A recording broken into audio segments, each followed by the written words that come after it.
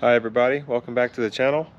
Today I want to bring you a little overview, a little review of a home backup portable generator, the setup that I went with, why I went with it, and how I think it's going to work. So stick around, check it out, and I'll show you what I got.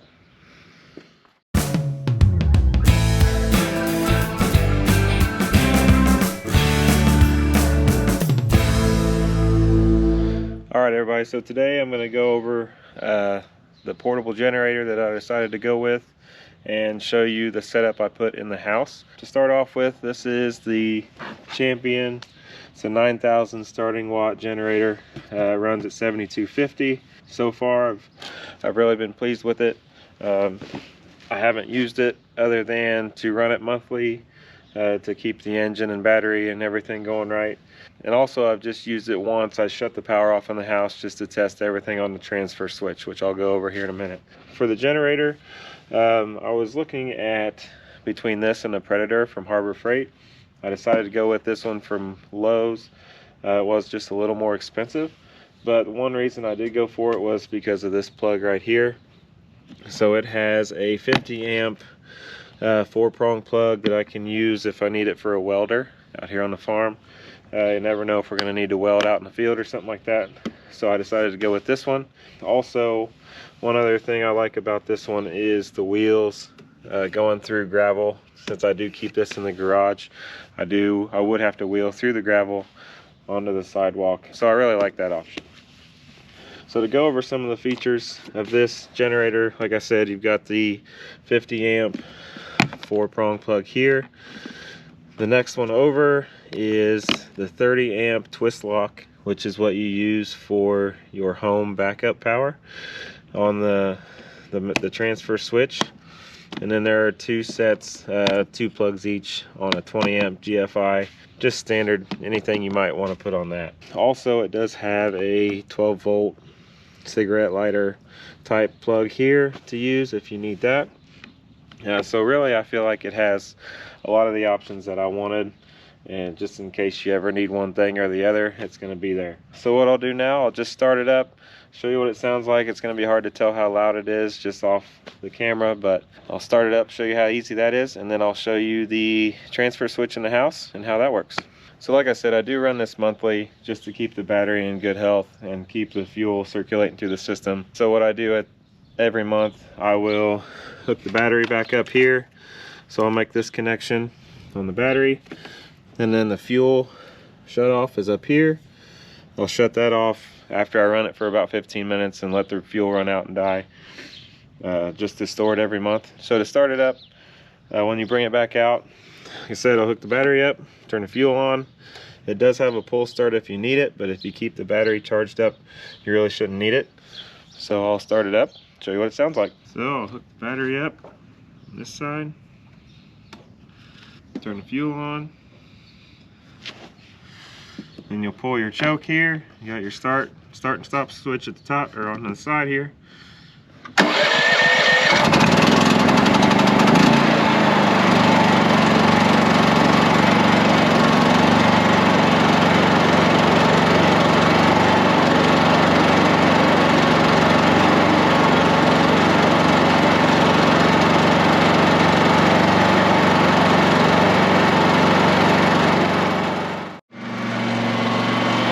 So I'm going to let this run a little bit. Like I let it run about 15 minutes every month. Hopefully you can hear me on this. But it's pretty quiet, honestly. You can hear it a little bit in the house. If we do ever have to run into that, where we run the house off of it. It won't run the whole house. It'll just run 10 circuits, which I'll show you in the basement. I'm going to go ahead and turn the fuel off, let it die down, show you a couple more features, and then we'll check out the switch. Alright, so I got it shut down. I'll show you the transfer switch now. So here's like I said, the 30 amp twist lock. The transfer switch that I went with was a Reliance 10 switch transfer switch. I got it at Home Depot. It's about 430 bucks. So what it comes with is, it comes with this cable. That goes right from your generator to the outside switch, and then from that outside switch it goes through the panel into its switch. So you'll hook up this to your twist lock 30 amp here, and then on the house, this is where my power comes into the house here from the ground. So I just mounted the outside plug right to this. So the outside plug has the other end for your 30 amp twist lock. I wired an 8.3 from this down into the basement, and I'll show you that setup. All right, so I'm here in the basement, and this is where it came in from the outside, goes straight out. And then I ran that, well, the 8.3 down through here, through the breaker panel, and then it goes into this switch. You can see right there, I ran it in, and I mounted the box right next to it. So this transfer switch has 10 spots. You can combine a couple of them if you need to for larger things.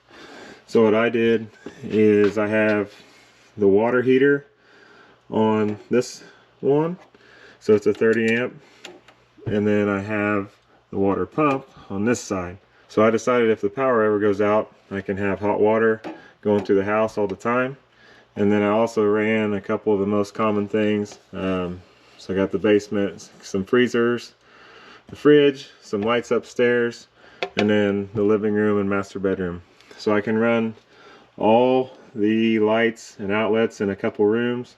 I can run a couple freezers, the fridge, the water pump, and water heater. So if the electricity ever goes out for an extended period of time, I would have the option to basically get by if I need to. And then what I did on the breaker side is I just marked E, F, H, where all these are at, and combined them here. Because what you do when your power goes out is you'll hook up your generator, get it running and set up, and then the transfer switch has line, off, and generator. So they're all running through the line right now like normal.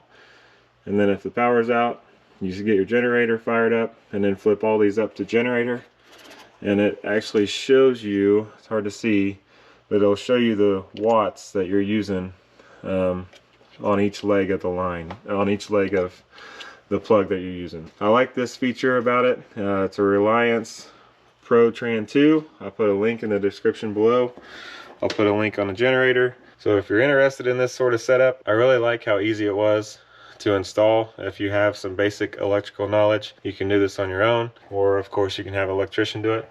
But like I said, I think this will come in handy if I ever need it. It's one of those things where you hope you don't really need very often, but if you didn't have it, you're gonna wish that you did. So feel free to hit me up with any suggestions. If you got any questions, put them in the comments below. And thanks for coming back, thanks for watching, and we'll see you next time.